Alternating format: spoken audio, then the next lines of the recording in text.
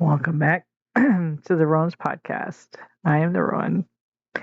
Thank you so much for deciding to join me on this next episode and forgiving me for babbling on way too long in the last one.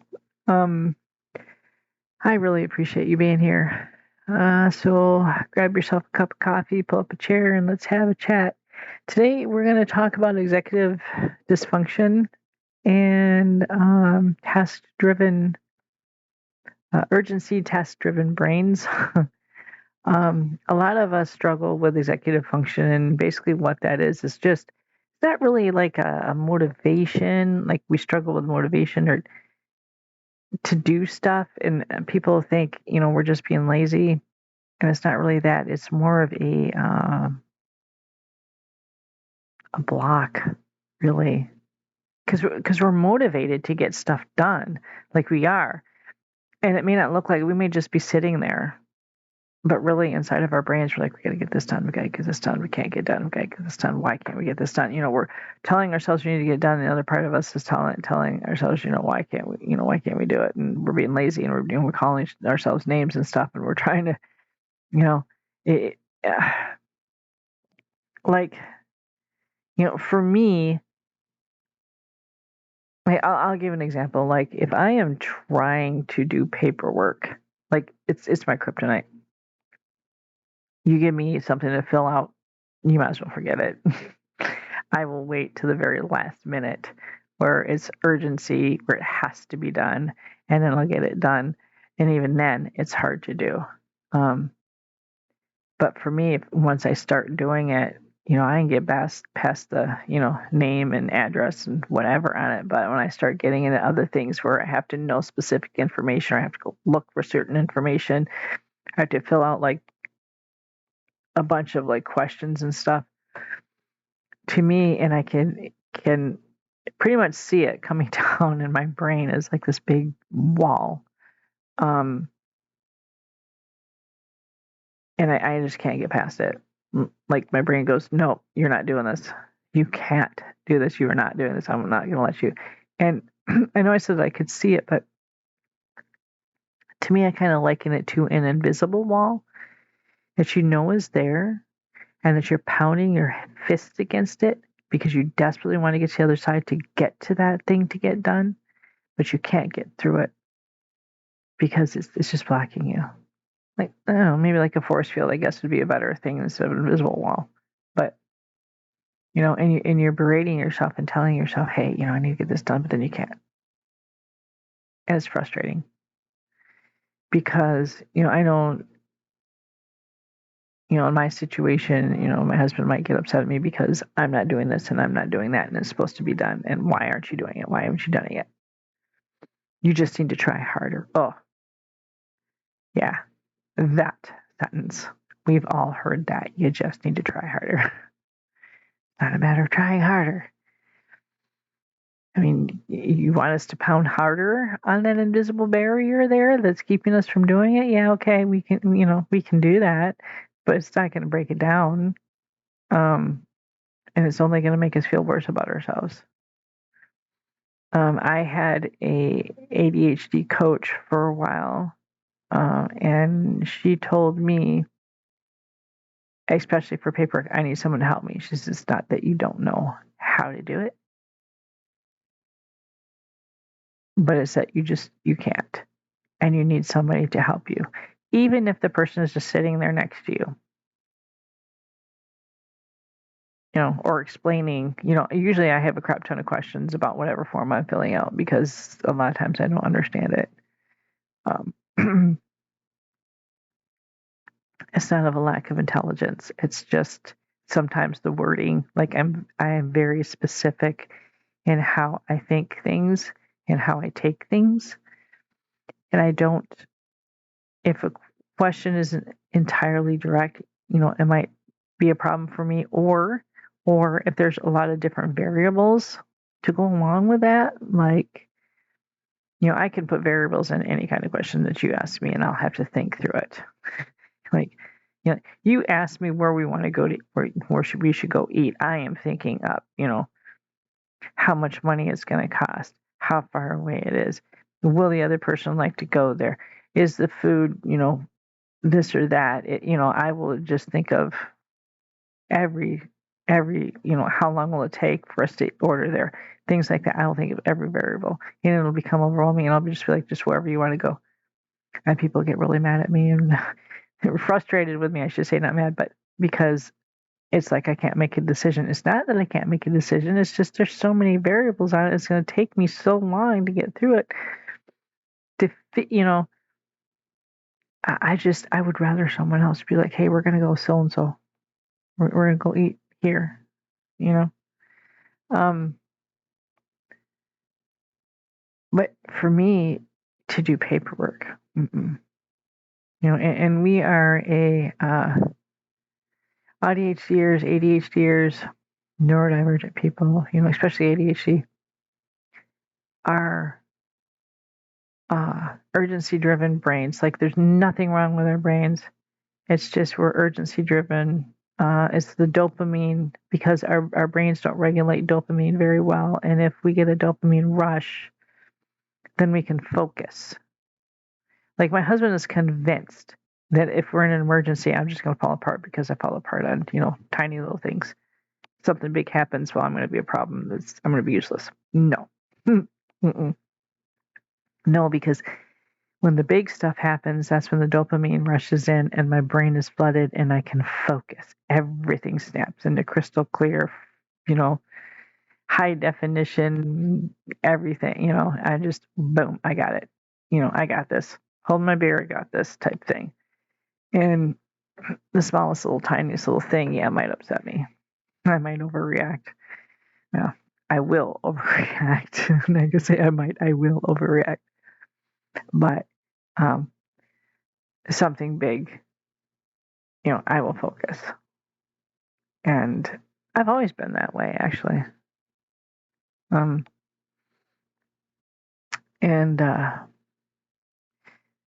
But he worries too much about that. But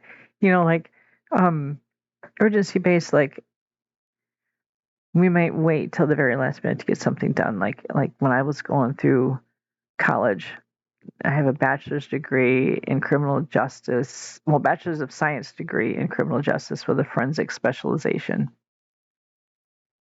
And fancy words for saying that technically I'm a forensic scientist. Or I would be if I actually had that job. There's no openings for that in my area, unfortunately.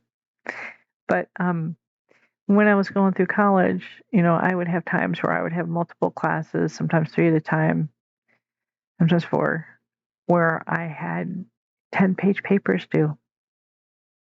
And like those 3 classes at once, at the same time, on the same day. And I would wait and wait and wait and wait and wait until the very last second, urgency based, and then I would do them. And I would do them all in one day because they were due that night. And I would start in the morning and I would get those 10-page papers done. APA style, with all the little bibliographies, all the little, annotations, all the whatever, everything. The whole deal. If anybody's ever written a college paper, you know what a pain in the butt it is. It's not just writing on a paper. It's all these other little things that you got to go with it, and everything's got to be just right. 3 of those. One day. Without doing any other previous, research or anything on it. Just starting off blankly, hey, I've got to do this paper. I better research it and write it, that type of thing. And I'm not bragging, but I'm just trying to explain to you how our brains work. I would get decent grades, good grades, on those papers. But that's because the dopamine filled my brain. The fear of not getting it done just filled my brain with the dopamine, which caused that intense focus. My kids hated it because, they wanted mom to spend time with them and everything. But I would be, right at that computer, for the whole day, getting it done. That's how that works. I find it amazing how our brains work, how everybody's brains work, whether you're neurotypical or whether you're neurodivergent. I find it very fascinating. I wonder, though, like I've said before, how a neurotypical brain, how people function. Like, my understanding is it's pretty much autopilot. Like, hey, I need to go get this done. I'm going to go get it done. And they get it done. Like, jumping in a shower. Hey, I'm going to take a shower. So they jump into the shower and they're done. And they do whatever. Me, my husband's like, yeah, I know it's a whole process for you. It's everything. Well, it is. Yeah. To me, there's 50 billion tasks involved with taking a shower. It's not, gathering your clothes and getting your towel and, things. Those are all tasks that are a part of taking a shower. Like tacos. And I have explained this to him before because we had a discussion about it before. At one time, because he thought I was upset that I had to make tacos, and it wasn't that. I was just thinking in my head everything I needed to do, and I was worried about how late it was, and I wasn't going to get it done. And for him, even though he has ADHD, and like I told you, his mind is very much ordered, so he can handle this stuff. For him, making tacos is one task. You just make the tacos.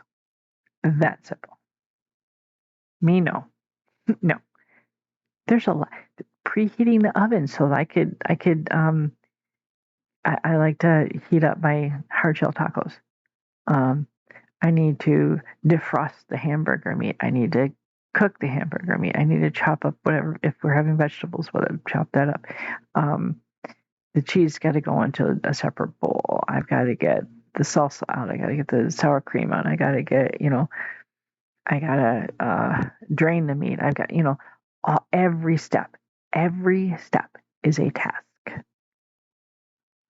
Because making tacos is an event.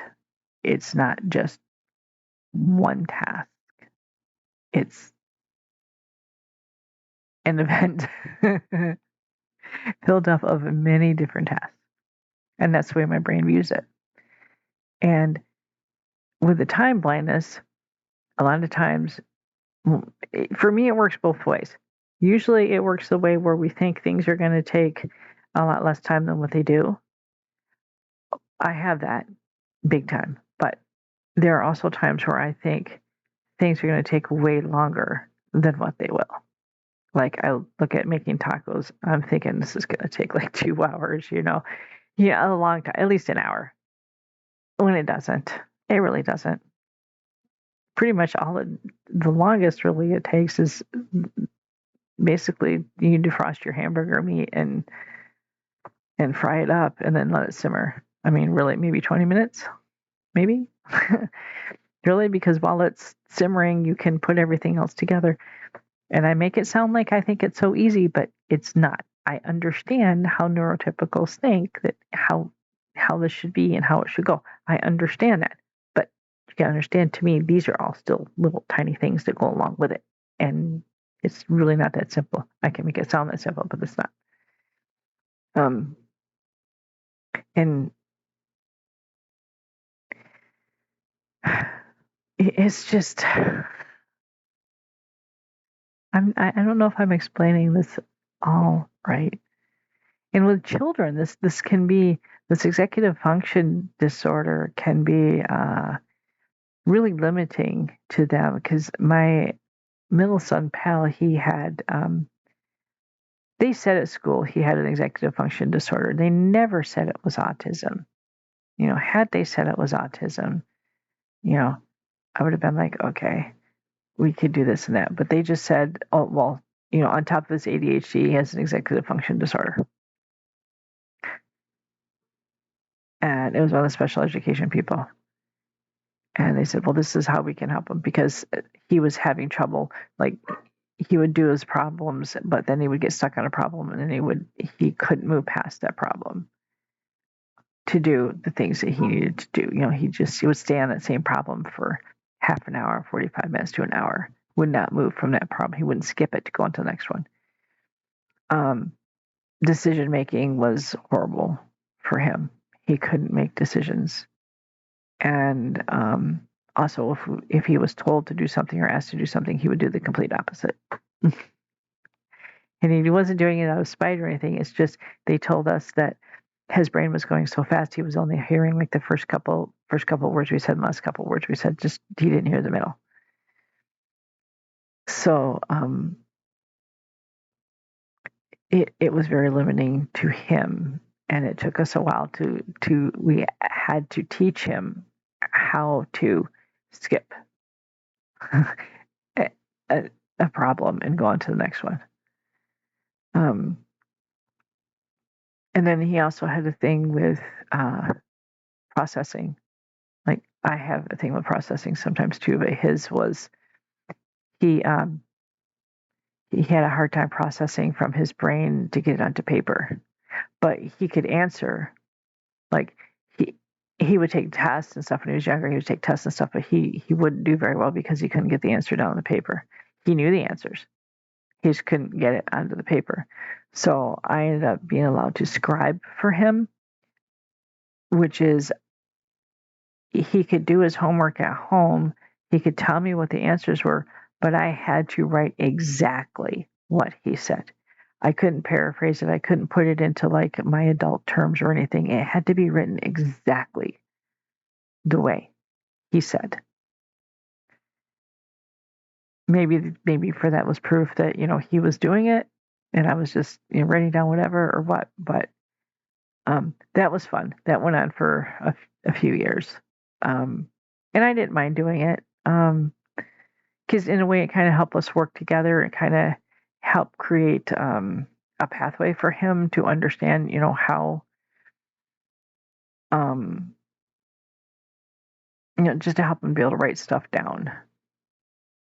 It did help him to be able to, sound it out, to say it out loud. And then he finally, eventually got to where he wrote, and then he started doing a lot of writing too. He started writing like stories and things like that. So that's kind of cool, but that's all a part of the executive function. And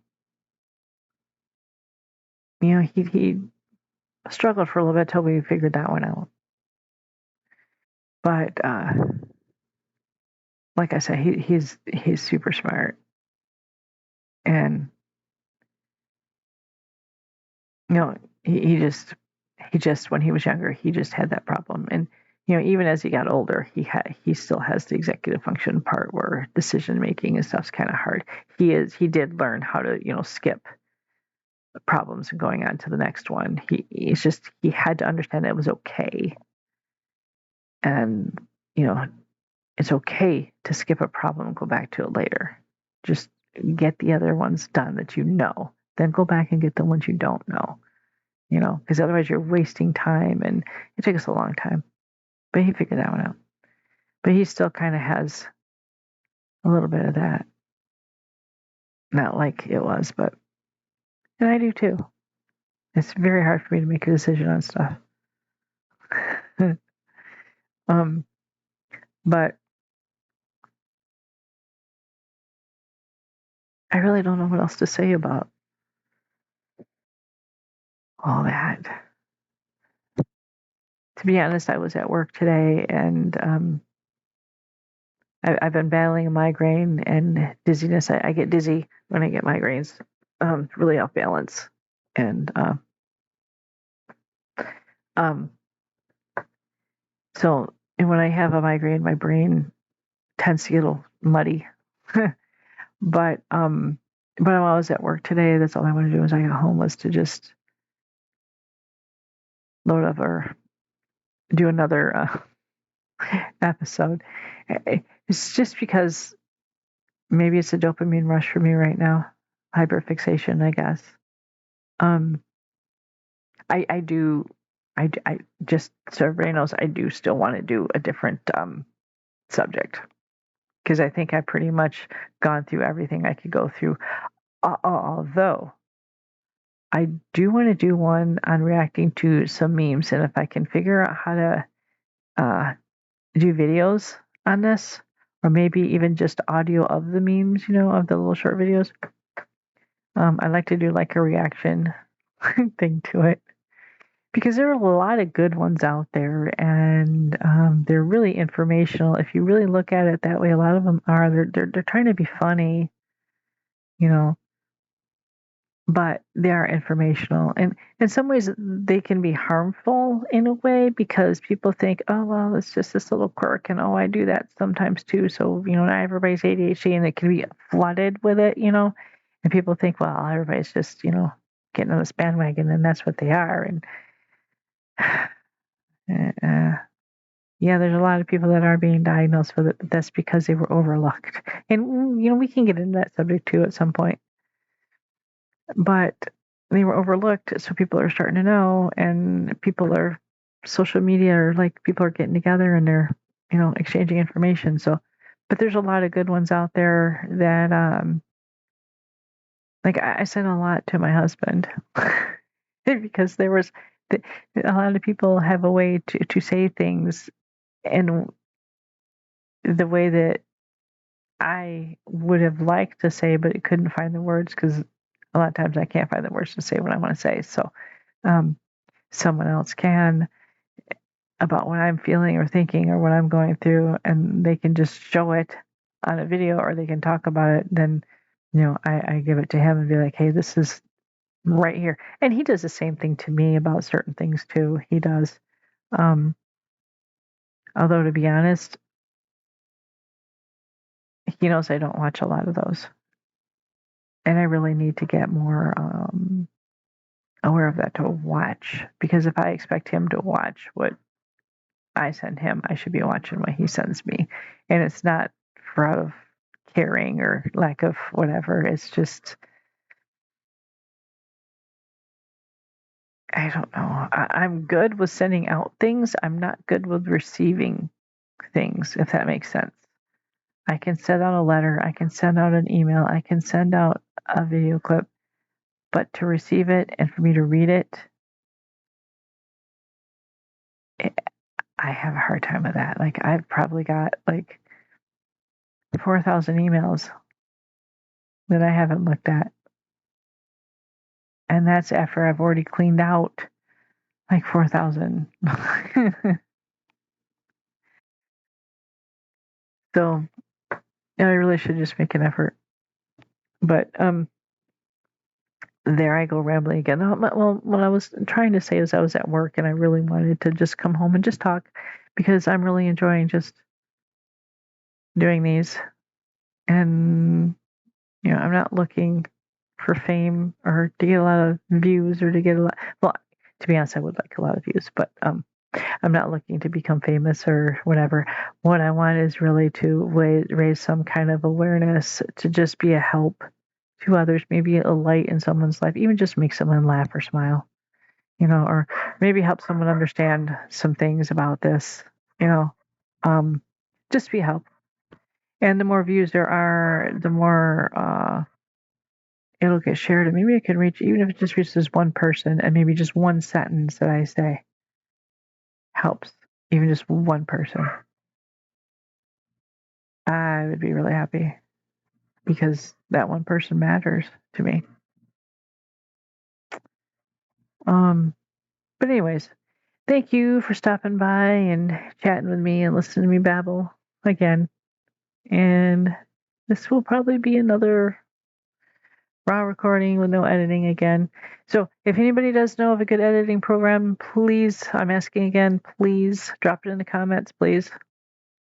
And I will look into it. I could really use the help. And if you have any suggestions for me to improve, or any suggestions for any topics besides ADHD, let me know. And if you're interested in just coming, and if you want to talk yourself and you want to share information, or you just want to talk about a subject with me, contact me. We'll get together, we'll chat, we'll upload it. That'd be fun. All right. Well, everyone, take care. Stay safe out there. Have a blessed day, and thank you so much for stopping by. More later. Bye.